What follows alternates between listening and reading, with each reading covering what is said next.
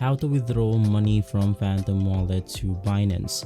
Hey guys, welcome back to our channel. In today's video, I will show you on how you can do this quickly and easily. Now before we open up our Phantom Wallet, we first need to go ahead and get the receiving address on our Binance account.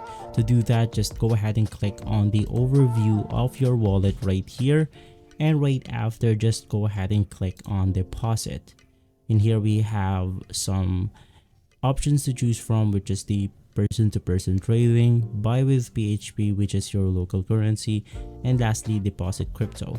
You can just go ahead and click on deposit crypto since we have our crypto from the Phantom wallet itself.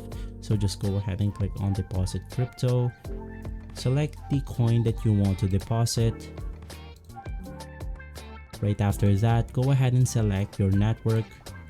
And from here, we will be able to generate the receiving address for the Phantom wallet. So just go ahead and copy this address. Go ahead and open up your Phantom wallet. And right after that, you now want to go ahead and click on send.